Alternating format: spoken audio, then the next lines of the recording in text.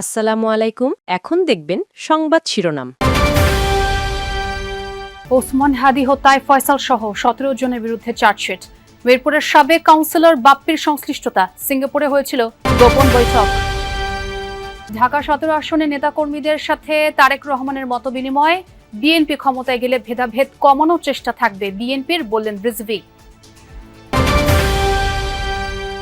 নিজেকে letter mark দিলেন অর্থ উপদেষ্টা, বললেন অর্থনৈতিক সুশাসন নিশ্চিত করাই পরবর্তী সরকারের প্রধান চ্যালেঞ্জ।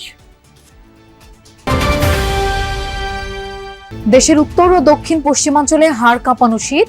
মৌসুমের সর্বনিম্ন তাপমাত্রা রেকর্ড রাজশাহীতে ৭ ডিগ্রি সেলসিয়াস। এতক্ষণ দেখছিলেন সংবাদ শিরোনাম, এখন দেখবেন বিস্তারিত। ইনকিলাব মঞ্চের মুখপাত্র ওসমান হাদি হত্যায় ফয়সাল সহ ১৭ জনকে অভিযুক্ত করে চার্জশিট দিয়েছে ডিবি। তারা জানিয়েছে, মিরপুরের সাবেক কাউন্সিলর যুবলীগ নেতা তাইজুল ইসলাম চৌধুরী বাপ্পির সংশ্লিষ্টতা মিলেছে। রাজনৈতিক প্রতিহিংসা থেকেই এই হত্যাকাণ্ড। এক ব্রিফিংয়ে জানানো হয়, চার্জশিটে শুটার ফয়সাল, বাপ্পি সহ ৬ জন পলাতক। আসামিদের সম্পৃক্ত তদন্তগুলো প্রমাণিত হয় এজাহার নামীয় পলাতক আসামি ওসমান হাদিকে গুলি করার প্রায় ১ মাসের মাথায় মামলার চার্জশিট দিয়েছে ডিবি পুলিশ। টিমকে গুলি করা এজাহার নামীয় পলাতক আসামি ফয়সাল মাসুদ নিষিদ্ধ ঘোষিত ছাত্রলীগের রাজনীতির সাথে জড়িত ছিলেন। মঙ্গলবার ব্রিফিংয়ে ডিবি জানায়, হত্যার মোটিভ রাজনৈতিক প্রতিহিংসা, প্রতিশোধ। আওয়ামী লীগকে নিয়ে মন্তব্যের প্রতিশোধ নিতে হাদিকে হত্যা, বলছে পুলিশ।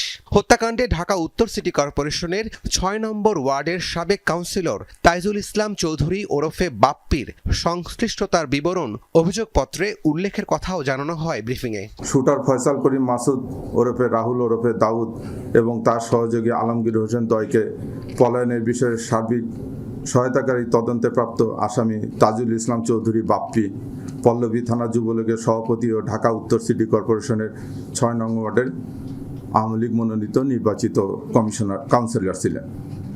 কাজে আসামিদের রাজনৈতিক পরিচয়, ভিকটিমের পূর্ববর্তী বিভিন্ন রাজনৈতিক বক্তব্য থেকে তদন্তে প্রকাশ পায় যে রাজনৈতিক প্রতিহিংসার কারণে শরীফ ওসমান হাদি ওরফে ওসমান গনিকে গুলি করে হত্যা করা হয়। অভিযুক্ত ১৭ জনের মধ্যে গ্রেফতার করা গেছে ১১ জনকে। মূল আসামি ফয়সাল, আলমগীর আর বাপ্পি। হাদিকে হত্যা পরিকল্পনা হয় আরও ৬ থেকে ৭ মাস আগেই। দেশ বিদেশের একাধিক গ্রুপের সমন্বয়ে এই হত্যাকাণ্ড।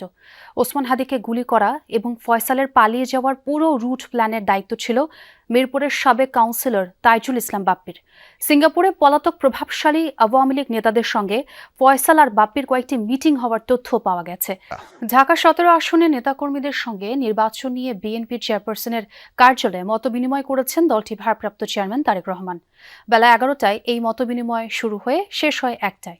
ঢাকা ১৭ আসনের ৪টি থানার মধ্যে আজ তিনি মতবিনিময় করেন বনানী থানার নেতাকর্মীরা সঙ্গে। সভায় দলের মহাসচিব মির্জা ফখরুল ইসলাম আলমগীর ও ছাত্রদল সাধারণ সম্পাদক নাসির উদ্দিন সহ থানা পর্যায়ে গুরুত্বপূর্ণ নেতারা উপস্থিত ছিলেন। এতে বিএনপি ক্ষমতায় গেলে মানুষে মানুষে ভেদাভেদ কমিয়ে আনা হবে, এমনটাই জানিয়েছেন দলটির সিনিয়র যুগ্ম মহাসচিব রুহুল কবির রিজভী। দুপুরে নয়াপল্টনে জাতীয়তাবাদী মোটরযান চালক দল আয়োজিত এক আলোচনা সভায় এসব কথা বলেন তিনি। আরো বলেন, দেশের আইন কানুন হতে হবে মানুষের পক্ষে, যাতে কেউ নির্যাতিত না হয়। রিজভী আরো বলেন, বিএনপি এমন একটি সমাজ গড়তে চায় যেখানে সব শ্রেণীর পেশার মানুষ সম্মানিত হবেন, রাষ্ট্রীয়ভাবে তাদের পেশাকে মূল্যায়ন করা হবে। বিএনপির ভারপ্রাপ্ত চেয়ারম্যান তার ৩১ দফা কর্মসূচি, তার নানা কর্মসূচির মধ্যে সেই অঙ্গীকার ব্যক্ত। ১.৫ বছরে নিজের কাজে নিজেকেই লেটার মার্ক দিলেন অর্থ উপদেষ্টা ডক্টর সালেউদ্দিন আহমদ। জানালেন, অর্থনৈতিক ধস ঠেকাতে পারাই তার তৃপ্তি, তবে অনেক কিছু করতে না পারায় রয়েছে অস্বস্তিও। যমুনা টেলিভিশনের সাথে খোলামেলা আলোচনায় জানান, সিদ্ধান্ত গ্রহণের ক্ষেত্রে চাপ নেই। প্রশ্ন ছিল, প্রস্তাব পেলে পরবর্তী সরকারে যুক্ত হতে চান কিনা। উত্তরে বললেন, রাজনৈতিক চাপ সামাল দেয়া কঠিন। তার মতে, অর্থনৈতিক সুশাসন নিশ্চিত করাই হবে পরবর্তী সরকারের প্রধান চ্যালেঞ্জ। বাজারে এখনো অস্বস্তি, আয়ের তুলনায় বেশি হচ্ছে ব্যয়, দারিদ্র্য, বৈষম্য সূচকও ঊর্ধ্বমুখী। বিনিয়োগের পালে হাওয়া নেই, বাড়ছে না কর্মসংস্থানের সুযোগ। অন্তর্বর্তী সরকারের ১.৫ বছরে পিছু ছাড়েনি অর্থনৈতিক অনিশ্চয়তা। চ্যালেঞ্জ সামাল দিতে নানামুখী উদ্যোগ নিয়েছেন অর্থ মন্ত্রণালয়ের কাণ্ডারি ডক্টর সালেউদ্দিন আহমেদ।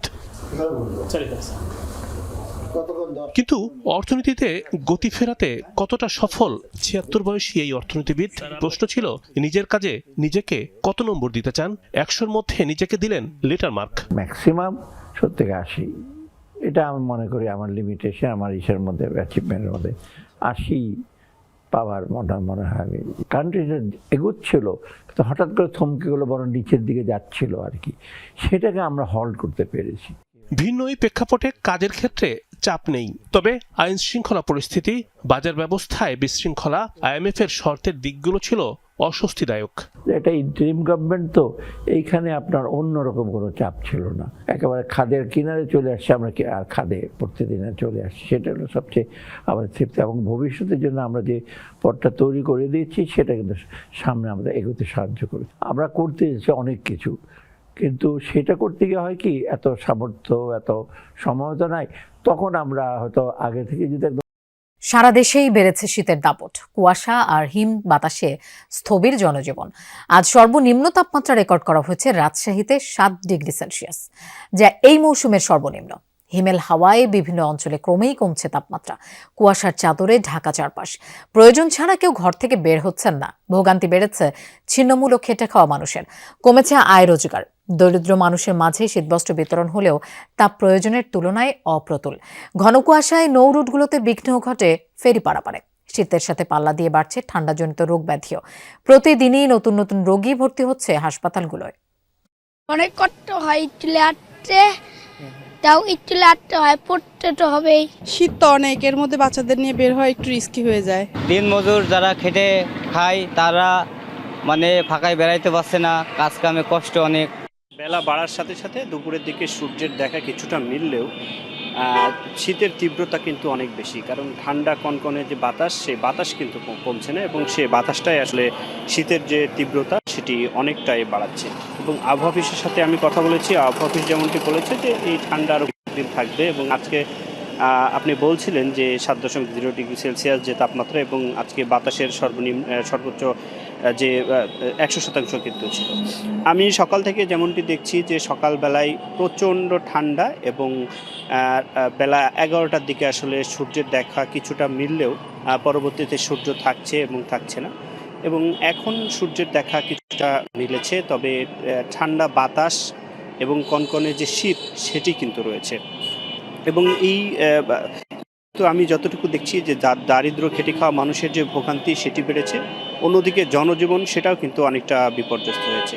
দিনমজুররা যেমন যারা রয়েছে রাজশাহী শহরে, এবং অটো চালক, রিক্সা চালক সহ শ্রমজীবী মানুষ সকলেই বাইরে বের হচ্ছেন, তবে সকালে এবং বিকেলের পরে মানুষজন না থাকায় তাদের যে আয়